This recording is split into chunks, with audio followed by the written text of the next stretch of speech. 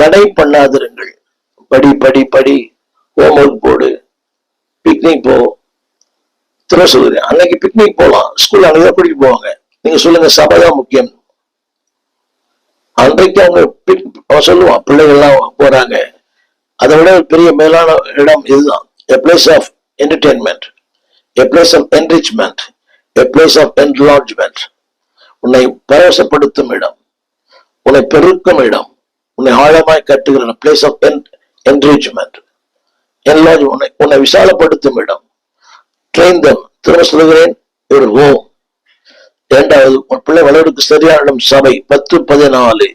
இயேசு அதை கண்டு விசனம் அடைந்து, தடை பண்ணாதிருங்கள், தேவ ராஜ்யம் அப்படிப்பட்டுடையது.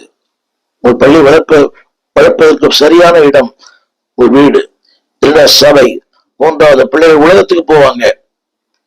அவர் சொன்னார், மத்தேயு 18:6, உலகம். கண்டிப்பா உலகத்துக்கு போய் தான் ஆகணும், உலகத்துக்கு போய் தான் ஆகணும்.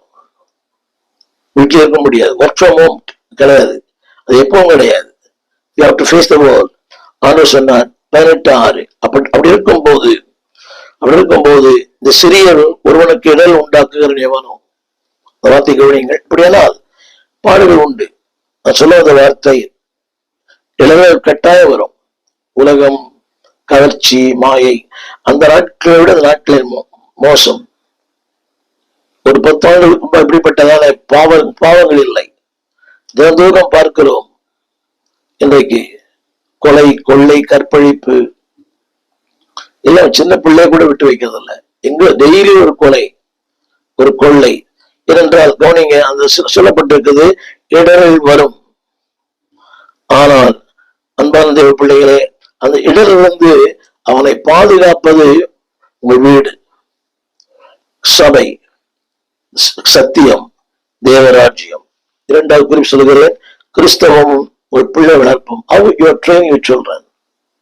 கேட்டெல்லாம் வாங்கி தரீங்க, அதுதானா நீங்க மனம் நிறைகிறீங்க. வயசு, அதாவது உங்க தகுதிக்கு மிஞ்சி ஏழை குடும்பம். நேற்று கூட ஒரு சம்பவம் நடந்தது. ஒரு ஏழை குடும்பம், சின்ன வீடு. அது அந்த பையன் ராயல் என்ஃபீல்டு வண்டி வாங்கியிருக்கிறான். அது நிறுத்துவதற்கு அங்க இடமே கிடையாது. 2 லட்சம் ரூபாய் அந்த சகோதரி சொல்றாங்க. அவ்வளவு காசு கொடுத்து வேலை வாங்கியிருக்கான். வீட்டுக்கு வெளியே நிறுத்தி இருக்கிறான். யாரோ தூக்கிட்டு போயிட்டாங்க. போலீஸ் கம்ப்ளைண்ட் கொடுத்தா வீட்டை பார்த்து அந்த போலீஸ் பார்த்தாங்க. உனக்கு எப்படி இவ்வளவு பணம் வந்துச்சு